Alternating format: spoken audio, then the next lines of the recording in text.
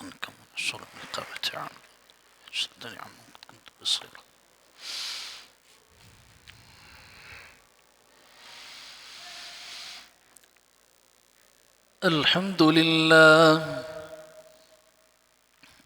الحمد لله نحمده ونستعينه ونستهديه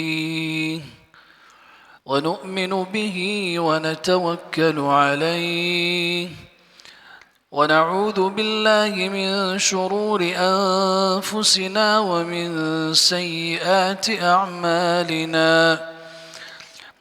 من يهده الله فلا مضل له ومن يضلله فلن تجد له وليا مرشدا. أعوذ بالله من الشيطان الرجيم.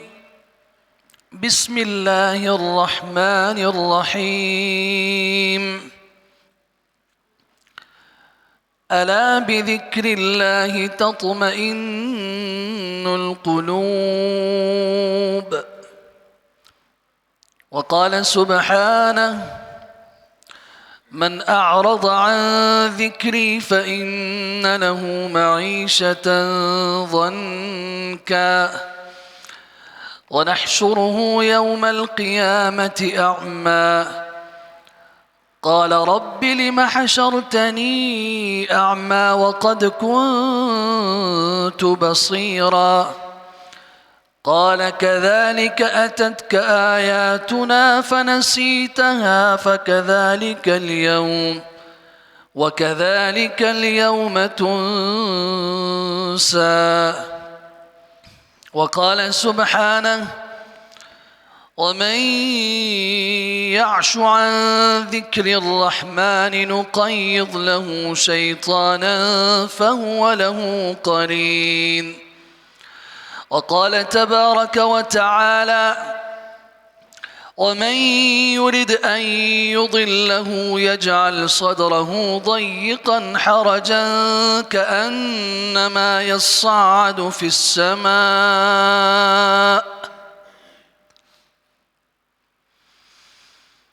وعن أبي هريرة رضي الله تعالى عنه قال: قال رسول الله صلى الله عليه وسلم: ما اجتمع قوم في بيت من بيوت الله يتلون كتاب الله ويتدارسونه فيما بينهم إلا نزلت عليهم السكينة وغشيتهم الرحمة وحفتهم الملائكة وذكرهم الله في من عنده.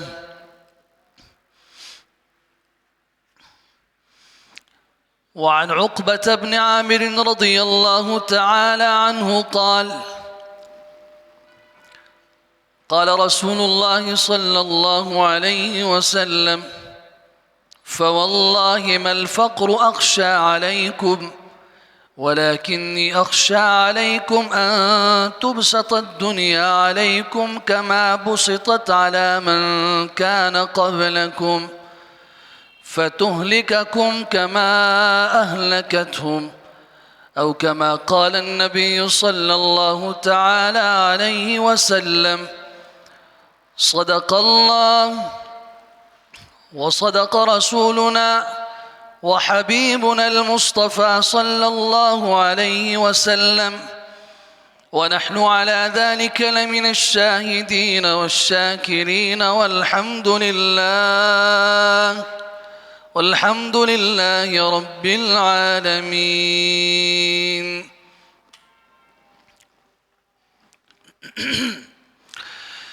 قابل صد احترام حضرات،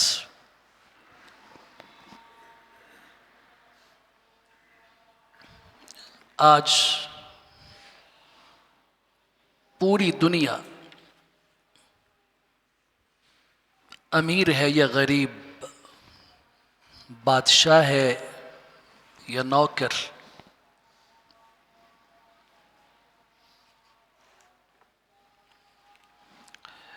جس سے بھی آپ پوچھیں گے کہ آپ کو کیا چاہیے، آپ کی خواہش کیا ہے؟ آپ کو کس چیز کی تلاش ہے؟ تو آپ کو ایک جواب مشرق سے لے کے مغرب تک، شمال سے لے کے جنوب تک ہر فرد کی زبان سے ملے گا کہ جناب مجھے عزت کی تلاش ہے، مجھے راحت کی تلاش ہے، مجھے سکون چاہیے، مجھے سعادت چاہیے، مجھے اطمینان قلب چاہیے۔ سوال یہ پیدا ہوتا ہے سکون کہاں ہے؟ سکون کیسے ملتا ہے؟ سکون کسے ملتا ہے؟ اور سکون ملنے کی علامت اور نشانی کیا ہے؟ اور بے سکونی کی وجہ کیا ہے؟ بے سکونی کیوں آتی ہے اور اس کی نشانی کیا ہے؟ آج اپنے جمعہ کے اس بیان میں ان سوالات کا جواب ہم قرآن و سنت سے ڈھونڈنے کی کوشش کریں گے۔ اللہ رب العزت توفیق عنایت فرمائے۔ اپنی اس بات کو سمجھا سکنے کے لیے قرآن مجید کی آیات اور رسول اللہ صلی اللہ علیہ وسلم کے دو فرامین مبارکہ کو میں نے خطبے میں پڑھا ہے۔ پہلی آیت سورۃ الرعد کی آیت نمبر 28 ہے۔ دوسری آیت سورہ طٰہٰ کی آیت 124 ہے۔ تیسری آیت سورہ زخرف کی آیت 36 ہے۔ چوتھی آیت سورۃ الانعام کی آیت نمبر 125 ہے۔ اور اس کے ساتھ ساتھ صحیح مسلم کی حدیث مبارک جسے امیر المومنین فی الحدیث فی الصحابۃ رضوان اللہ تعالی علیہم اجمعین سیدنا ابو ہریرہ رضی اللہ تعالی عنہ نے حضور اقدس صلی اللہ علیہ وسلم سے روایت کیا ہے۔ دوسری حدیث عقبہ بن عامر رضی اللہ تعالی عنہ نے رسول اللہ صلی اللہ علیہ وسلم سے روایت کی ہے، جسے امام بخاری رحمۃ اللہ تعالی علیہ نے صحیح بخاری میں ذکر کیا ہے۔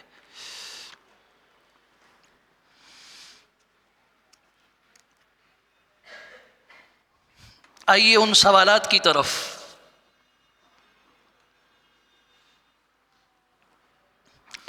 اگر سکون کی وجہ اور سکون حاصل کرنے کا راستہ مال ہوتا تو ہمیں مالدار آدمی پرسکون نظر آتے، پھر صرف غریب بیچارے کا مسئلہ تھا کہ اس کے پاس چونکہ مال نہیں ہے اس لیے وہ بے سکون ہے۔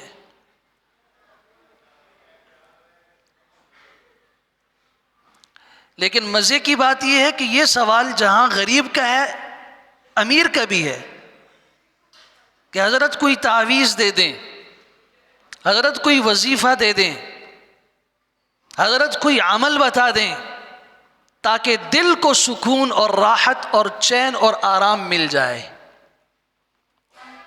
اگر سکون حکومت میں ہوتا تو ارباب اقتدار ہمیں بے سکون نظر نہ آتے۔ اگر سکون زیادہ زمیندار اور جائیدادوں میں ہوتا تو ہمیں یہ زمیندار لوگ پریشان نظر نہ آتے، ہمیں بڑی بڑی جائیدادوں والے لوگ پریشان نظر نہ آتے۔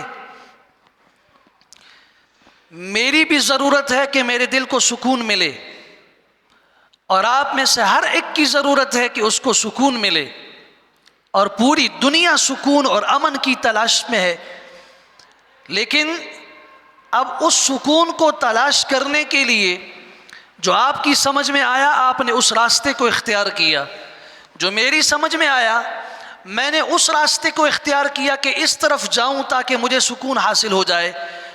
ایک حل مجھے قرآن و سنت نے بتایا ہے، اور ایک سمندر کو کوزے میں بند کر کے بتایا ہے، تم جہاں سکون کی تلاش میں نکلے ہو وہاں تمہارا سکون غارت تو ہو سکتا ہے، وہاں جو تمہارا رہا ہوا کچھ سکون ہے بچا کھچا وہ بھی ختم تو ہو سکتا ہے، لیکن تمہیں سکون وہاں پہ نہیں ملے گا، تمہیں سکون وہاں ملے گا جہاں اللہ کا قرآن ہے، جہاں اللہ کے رسول صلی اللہ علیہ وسلم کا فرمان مبارک ہے، اس کی طرف آؤ۔ سکون کے تلاش کی جو صحیح جگہ ہے اس جگہ کے اگر تمہیں رسائی حاصل ہو گئی اور تمہیں وہ جگہ مل گئی تو تمہیں سکون مل گیا۔ وہ کیا ہے؟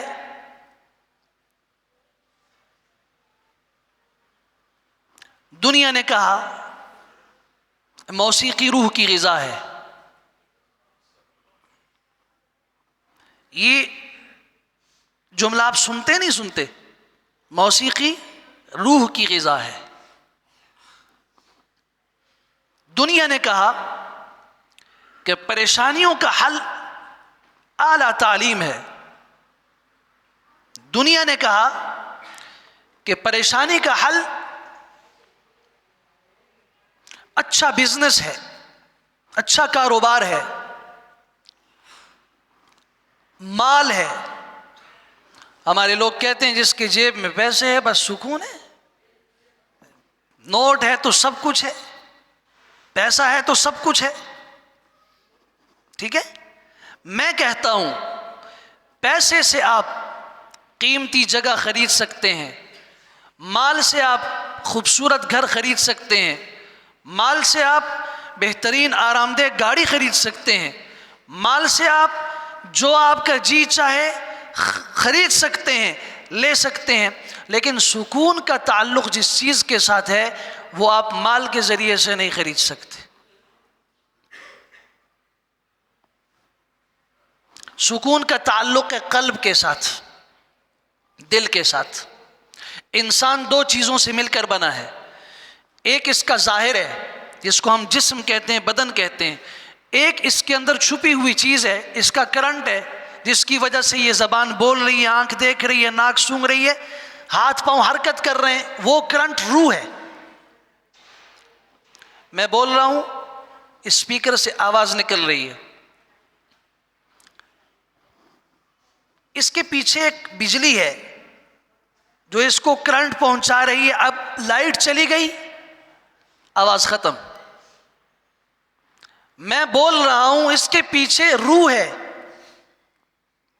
ایک خفیہ طاقت ہے، اس جسم کا کرنٹ ہے۔ وہ کرنٹ جس وقت اس جسم سے نکل گیا تو پھر آپ نے کسی مردے کو دیکھا ہے کہ جو اپنی مرضی سے چل کر قبرستان میں گیا ہو؟ یہ تو دیکھا ہے کہ اس نے اپنی مرضی سے زندگی میں قبر کے لیے جگہ منتخب کی ہے، میں مر جاؤں تو مجھے یہاں دفن کرنا، میں فلاں جگہ بھی مر جاؤں تو میری میت کو یہاں لے آنا، میرا جنازہ فلاں پڑھائے۔ لیکن آپ نے کسی میت کو دیکھا ہو تاریخ انسانی میں، حضرت آدم علیہ السلام سے لے کے آج تک یہ کسی کے بارے میں سنا ہو کہ جس کا انتقال ہوا اس نے کہا کہ مجھے غسل دینے کی ضرورت نہیں، میں خود اپنے آپ کو غسل دیتا ہوں؟ جس نے کہا ہو میں خود کفن پہن لوں گا، میرے قریب نہ آنا؟ جس نے کہا ہو کہ مجھے اٹھا کے لے جانے کی تمہیں ضرورت نہیں، میں خود چل کے قبرستان میں قبر میں جا کے لیٹ جاؤں گا؟ کوئی ایک فرد آپ کو ایسا معلوم ہو تو مجھے بتا دیجیے۔ یہ سب کچھ جو ہے جس کو ہم کہتے ہیں کہ زندگی کے اندر بہار ہے، وہ بہار اس روح کی وجہ سے ہے۔ جب تک روح ہے تو یہ سب کچھ ہے، روح نکل گئی تو خلاص۔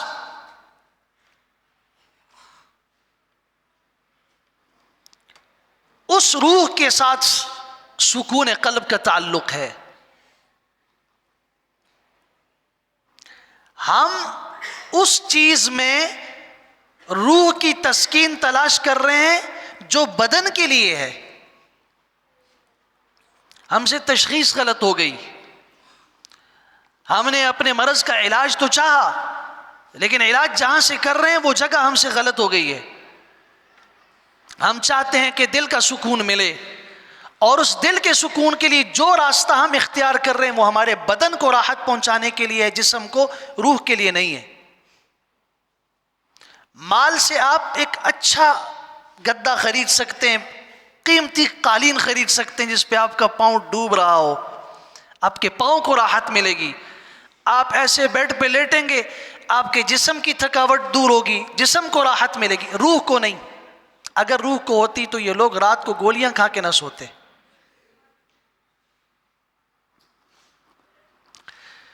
اگر مال کے ذریعے سے روح کو تسکین ملتی تو کہہ دیتا امیر آدمی کہ میں کروڑ پتی ارب پتی ہوں، اب میرے دل کو سکون ہے۔ نہیں، امیر غریب سے زیادہ بے سکون ہے اور دوڑ رہا ہے کہ جی مجھے سکون کی تلاش ہے، مجھے سکون کا کچھ وظیفہ بتا دیجئے، کچھ تعویذ بتا دیجئے۔ میں کہتا ہوں کہ قرآن مجید بھرا ہوا ہے ایسے علاج سے۔ آؤ سورۃ الرعد کی آیت نمبر 28 اٹھا کے پڑھو، الا بذکر اللہ تطمئن القلوب۔ خبردار، لفظ الا جہاں استعمال ہوتا ہے یہ تنبیہ کے لیے ہوتا ہے، وارننگ کے لیے ہوتا ہے۔ سنو، غور سے سنو، توجہ سے سنو، یاد رکھو، بذکر اللہ تطمئن القلوب۔ اگر دل کا سکون چاہتے ہو تو وہ اللہ کی یاد میں ہے۔ دل کا سکون چاہتے ہو تو عبادت کی طرف آؤ، دل کا سکون چاہتے ہو تو تلاوت کی طرف آؤ، دل کا سکون چاہتے ہو تو اللہ کی یاد اور ذکر کی طرف آؤ، دل کا سکون چاہتے ہو تو صلہ رحمی کرو، استغفار کرو، رسول اکرم صلی اللہ علیہ وسلم پہ کثرت کے ساتھ درود پڑھو۔ ان اعمال سے قلب کو اور دل کو سکون ملے گا۔ جن چیزوں میں تم سکون تلاش کر رہے ہو وہاں سکون نہیں ہے۔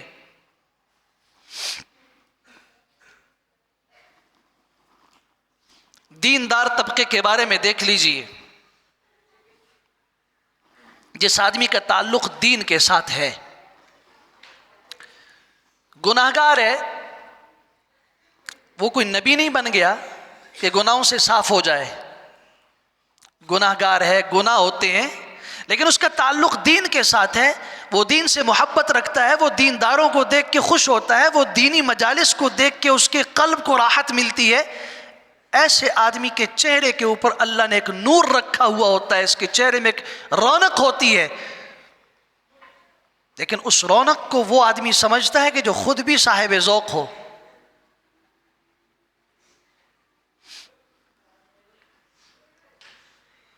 جس کو خوشبو سے الرجی ہوتی ہے نا تو وہ خوشبو کی جگہ پہ نہیں بیٹھ سکتا، وہ اس کو الرجی ہے، خوشبو میں نقص نہیں ہے، خرابی اس بیچارے کے اندر ہے۔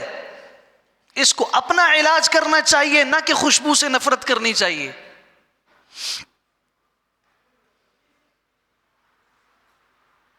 میرا تعلق ایک مدرسے کے ساتھ ہے، اس مسجد کے ساتھ ہے، اس کے محراب و منبر کے ساتھ ہے، میرا اٹھنا بیٹھنا اوڑھنا بچھونا طلبہ اور علماء کے ساتھ ہوتا ہے۔ ان علماء کے قلوب میں اور ان کے چہروں پہ وہ تازگی اور روحانیت اور خوشبو ان کے جسم سے آپ محسوس کر سکتے ہیں۔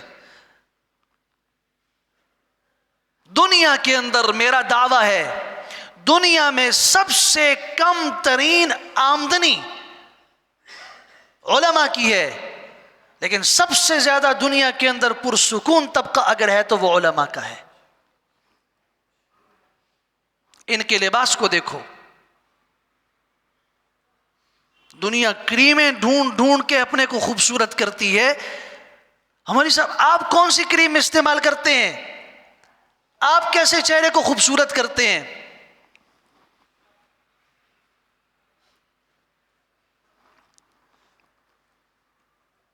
جس آدمی کی ساری رات مطالعے میں گزرتی ہو، وہ قرآن کا مطالعہ کر رہا ہو، اور صبح کو اس نے طلبہ کو پڑھانا ہو، اور جب چھٹی ہو جاتی ہے تو دنیا کا اصول ہے کہ چھٹی میں گھر چلے جاتے ہیں، اور ہمارے مدارس کے اندر بہت سے ایسے مدارس ہیں چھٹیوں میں کام اور بڑھ جاتا ہے، طلبہ کو ترغیب دی جاتی کہ دورہ صرف نحو کرو، دورہ تفسیر کرو، دورہ فلاں کرو، دورہ میراث کرو.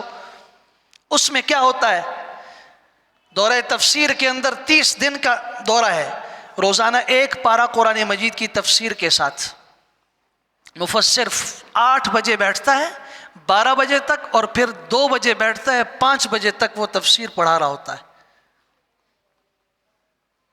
اور رات اس قرآن کی تفسیر کے مطالعے میں گزرتی ہے. حدیث پڑھانے والا جب ہمارا طالب علم دورہ حدیث میں پہنچتا ہے، آخری سال ہے تو حدیث کی 9 کتابیں پڑھنی ہوتی ہیں اس نے. اگر ان کی حدیثوں کی مجموعی تعداد ہم نکالیں تو یہ کچھ 50,000 سے زیادہ بنتی ہے.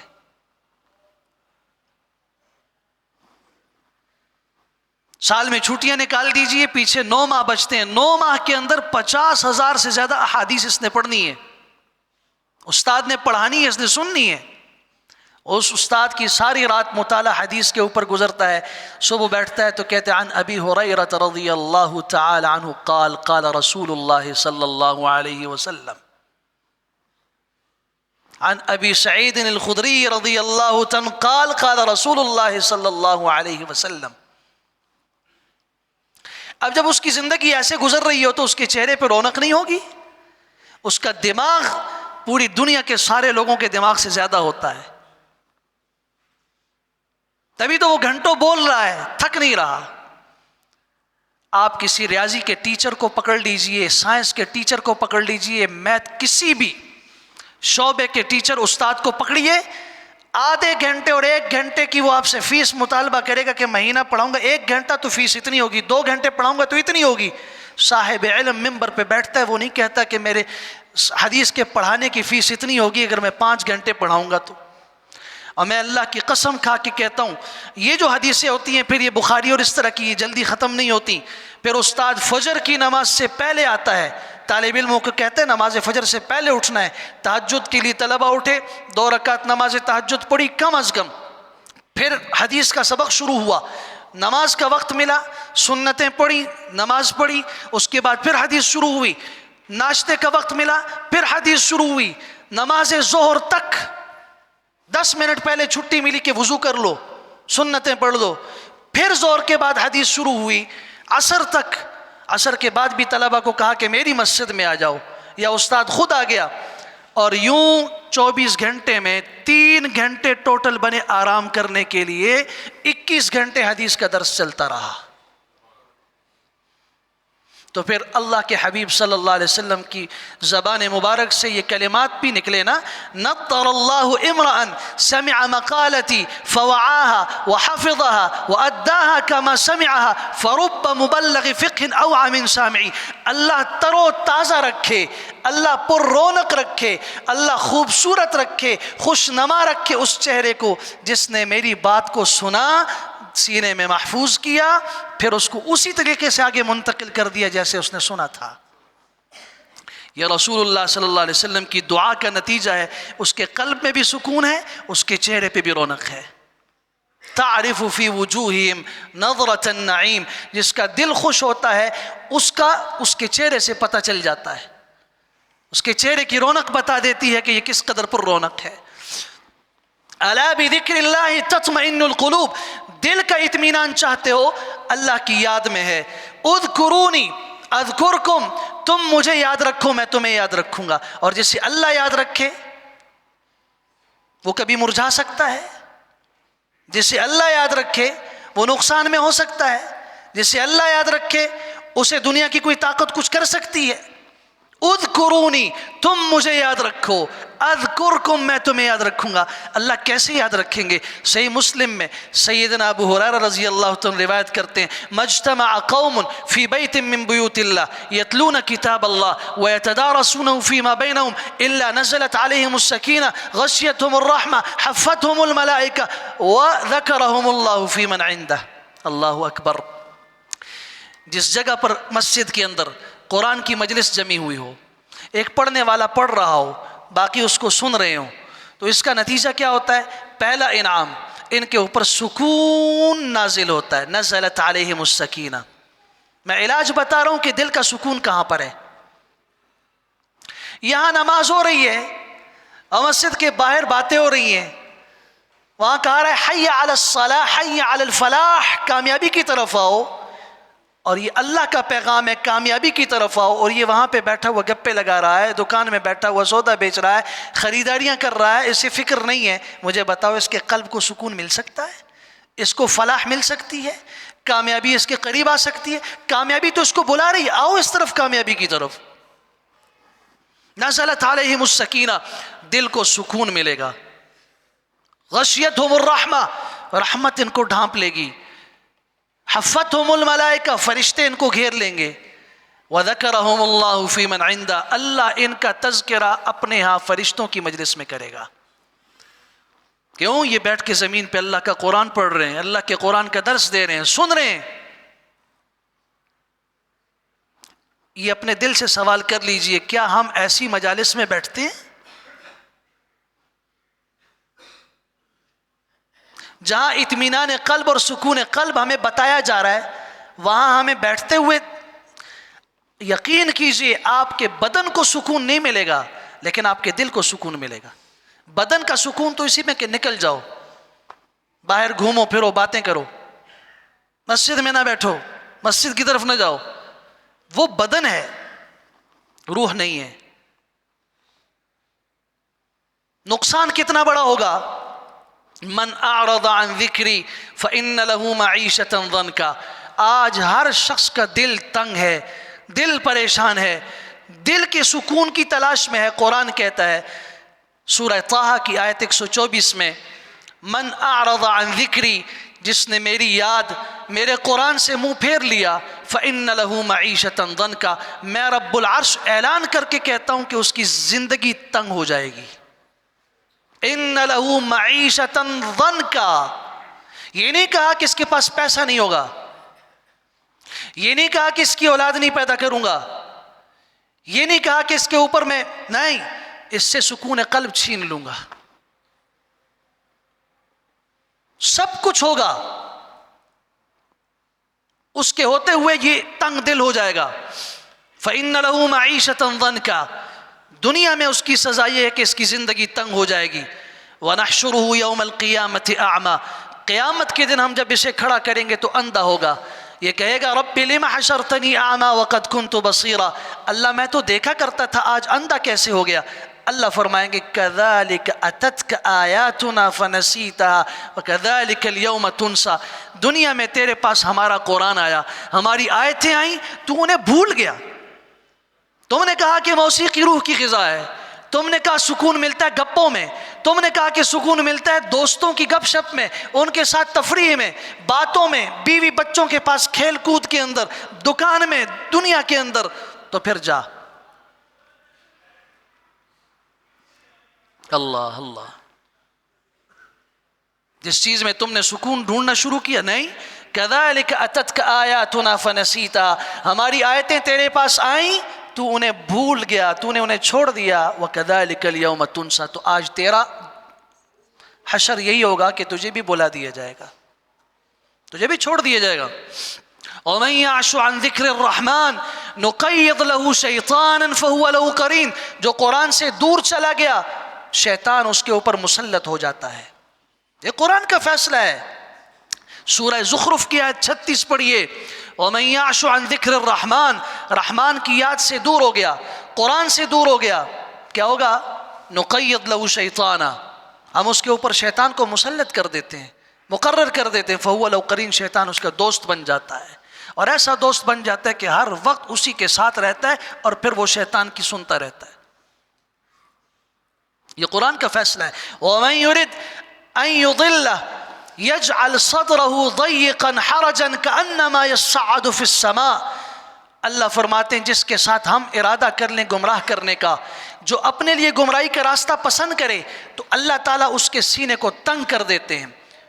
يَجْعَلْ صَدْرَهُ ضَيِّقًا، اس کا سینہ تنگ ہو جاتا ہے اور اتنا اس کو دین پر عمل کرنا مشکل نظر آتا ہے، كَأَنَّمَا يَصَّعَّدُ فِي السَّمَاءِ، جیسے وہ آسمان میں چڑھ رہا ہو۔ آسمان پہ چڑھنا جیسے مشکل ہے، دین پہ عمل کرنا اس کے لیے مشکل ہوتا ہے۔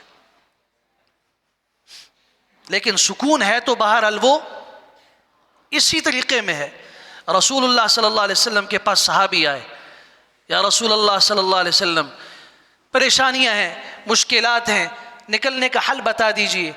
آپ علیہ الصلوۃ والسلام نے فرمایا لا یزال لسانک رطبا بذکر اللہ، علاج یہ ہے۔ عقبہ بن عامر ہیں یہ رضی اللہ تعالیٰ عنہ، سوال کرنے والے اور جواب دینے والے رسول اللہ صلی اللہ علیہ وسلم ہیں، ان کو دل کے سکون کی بات بتا رہے ہیں۔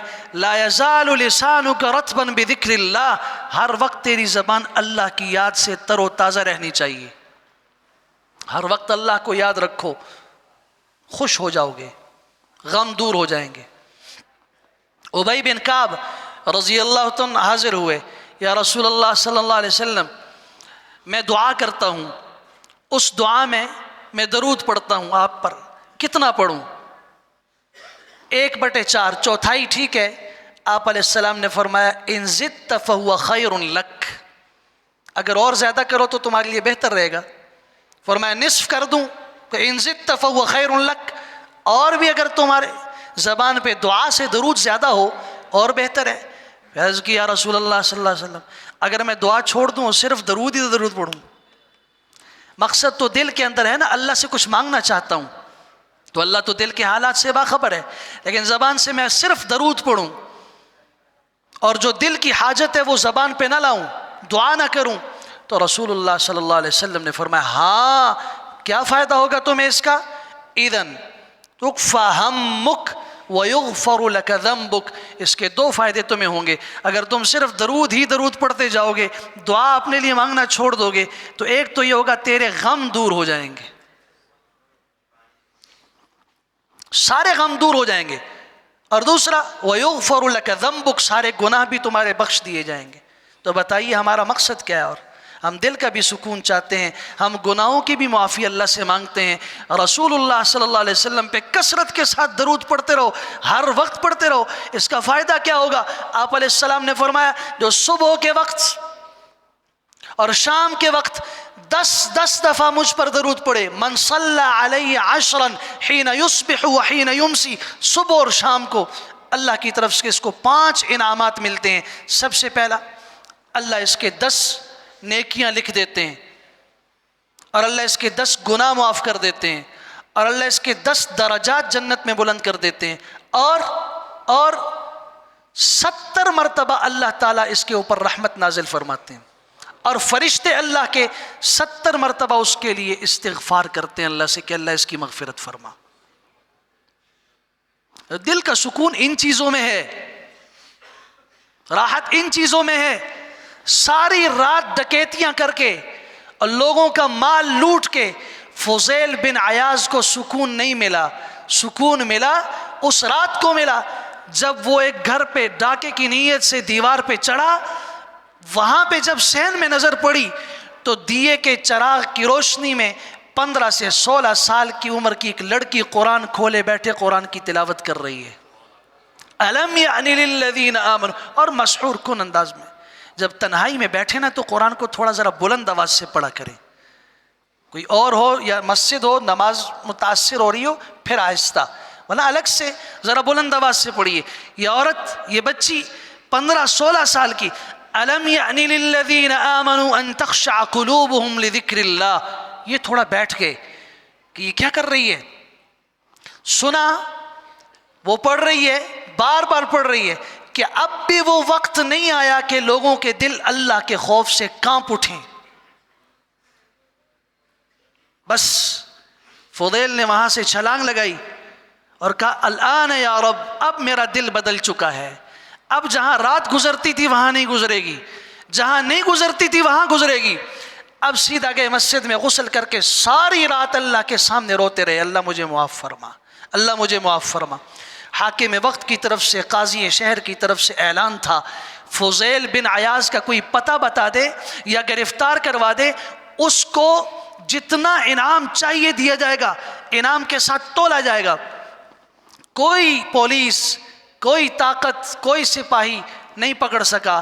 ہاں پکڑوایا تو قرآن مجید کی ایک آیت کے ٹکڑے نے پکڑوا دیا، الم یعن للذین آمنوا ان تخشع قلوبہم لذکر اللہ۔ روتے ہوئے قاضی کی عدالت میں صبح پہنچے اور کہا قاضی صاحب، جس کو جس کی آپ کو تلاش رہی اور آپ کے سپاہیوں کو تلاش رہی، وہ فضیل بن عیاض آج آپ کے سامنے ہے، لیجئے پکڑ لیجئے، اس کو جیل میں ڈال دیجئے۔ کون ہو تم؟ فضیل بن عیاض ہوں۔ کہ نہیں فضیل بن عیاض نہیں ہو سکتا ہی، اللہ کی قسم فضیل بن عیاض ہوں۔ قصہ سنایا رات کا، قاضی بھی زبردست قاضی تھا، اس نے کہا کہ جو اللہ کی احکامات کی قید میں آ جائے، اللہ سے ڈر جائے، تقوی کی قید میں آ جائے، تو پھر جیل کے سلاخوں کی قید کی ضرورت اس کو نہیں پڑتی۔ اور اس کے بعد فضیل ابن عیاض کی ساری زندگی حرمین کے اندر گزری، 6 مہینے مسجد حرام کے اندر اور 6 مہینے مسجد نبوی کے اندر گزرتی تھی۔ راستے کا جو سفر ہے اس کو نکال کے، اور ہماری تاریخ کے اندر ان کو امام الحرمین کے نام سے یاد کیا جاتا ہے۔ یہ لقب پوری امت مسلمہ میں 2 آدمیوں کو ملا ہے، ایک امام بخاری رحمۃ اللہ تعالی کے استاد ہیں علی ابن المدینی رحمۃ اللہ تعالی علیہ، اور ایک فضیل بن عیاض رحمۃ اللہ تعالی علیہ ہیں۔ کون سمجھ سکتا ہے جو ڈاکو ہوگا اور جس سے لوگ اس قدر پریشان ہوں گے وہ امام الحرمین بن جائے گا؟ لیکن ہمارے دلوں کے اوپر جب قرآن کی کسی آیت نے اس طرح دستک دے دی نا، اور قرآن کی ایک آیت کا ٹکڑا بھی ہمارے دل میں اتر گیا، تو اس کے بعد اللہ کی قسم ہمارے بھی عروج کا سفر شروع ہو جائے گا، ہمارے بھی دلوں کے سکون کی بہاریں اور دل کے لیے سکون کے دروازے کھل جائیں گے۔ اللہ کریم ہم سب کو حامی و ناصر ہو، اللہ کریم ہمیں دل کا سکون بھی عطا فرمائے، اللہ دنیا اور آخرت کی دولت بھی ہمیں نصیب فرمائے۔ وآخر دعوانا الحمدللہ رب العالمین۔